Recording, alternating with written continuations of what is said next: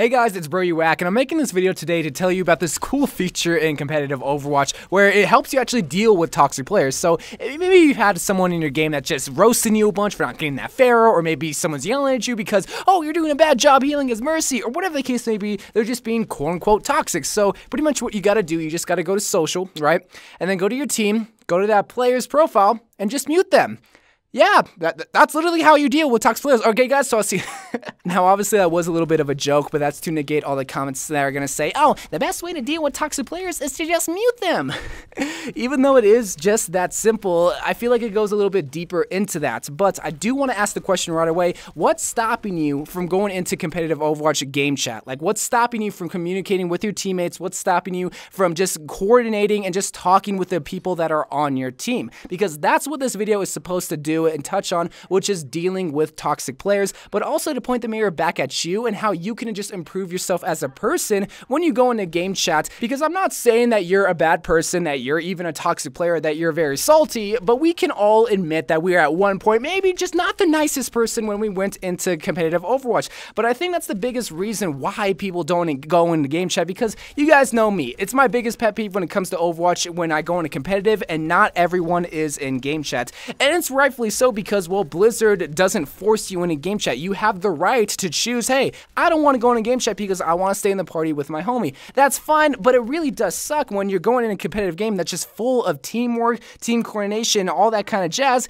and you and your homie are just kind of doing your own thing. And I feel like that's the biggest downfall and why people aren't winning a lot of games, is because they're not setting themselves up to, well, talk with their team. But I think the biggest reason why is because they're scared to get yelled at. They're scared of dealing with that one toxic player. They're scared of dealing with that salty player, but they don't realize that you can just simply mute them. And I know it's as simple as that, and I don't want to make this video too lengthy when it comes to that, but that's all you really got to do when it comes to dealing with a toxic player, is identify, okay, he's yelling at me, he's being a jerk, and there's a fine line between coaching and just saying, okay, do this, you're not doing this right, because some people will try to coach you and just try to make you a better player. You might take that as, hey, they're yelling at me, try to identify that, and then, okay, they are being a jerk, and you just simply mute them and move on. Because when you don't go in a game chat for the fear of, well, hey, there's going to be that one person, you're already assuming that people are going to be toxic. Because let me just let you in on a little secret. People aren't as cruel as you assume them to be, because I've met some of the coolest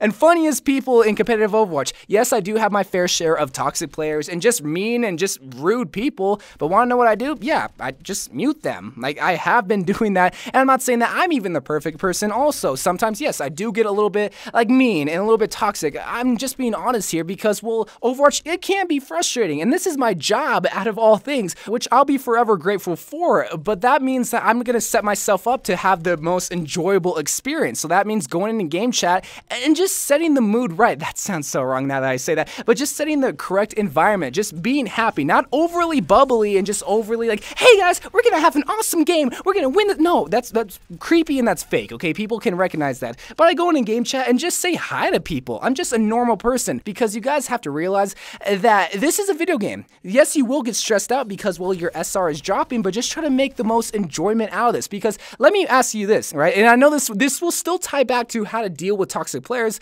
but now it's dealing with you, because you might not recognize that, but you might be a little bit salty when you do go in a game chat and in turn make other people toxic towards you.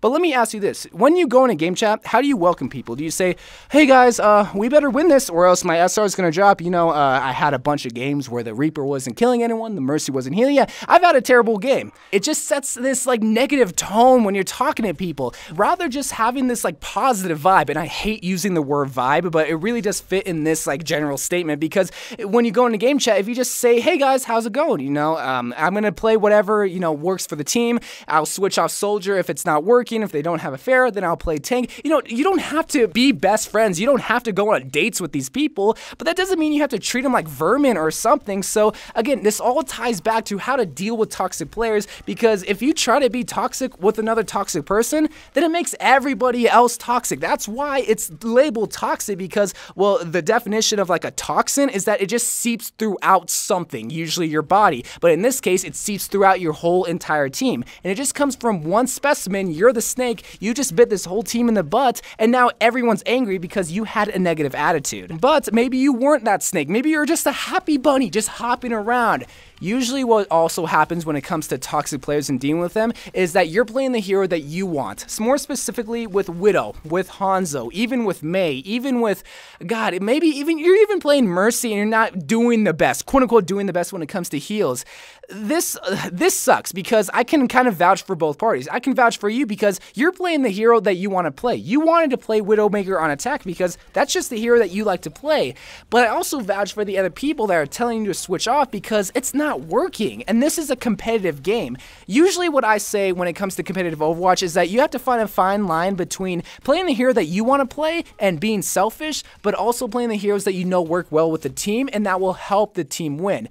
I usually say when you go into competitive Overwatch, you're putting the win before your own interests. I think that's the biggest difference between, bronze and silver players from like Masters and Grandmasters players, is that they're putting the win before their own personal interest. So when it comes to dealing with a toxic player, when they're telling you, dude, you suck as Widow, you suck at Hanzo, you're not getting any kills, switch off, you're not doing anything with the team, still mute them, don't get me wrong, because now they're mad at you, they're just going to be toxic, but also consider like making a switch. I'm not telling you that you can't play Widowmaker or Hanzo, but realize if it's not working, like if you've gone 3 minutes and you've only gotten 1 kill and that was on the Diva's mech, maybe it's time to make a switch. I'm just trying to be fair here for your future team, but also to yourself, because it really does suck because, hey, I want to play Mei all the time, don't get me wrong, but I do realize that it won't help the team out fully. But I do want to hear you guys' reasons of why you don't go into game chat still, but I do feel like I touched on 2 major points of what's stopping you. But it really does baffle me when people go into competitive Overwatch and they know communicating works,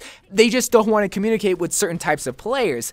Just realize people aren't as cruel as it might seem. You know that old saying, that one bad apple ruined the bunch? In this case, the bunch are competitive Overwatch players. You will still sometimes get those bad apples that are just mean, that are just rude and just want to yell at people, but sometimes there's something else going on. Unless you really do suck and you're just kind of going to attack Symmetra and just falling off the cliff, then yeah, they're probably going to get mad at you.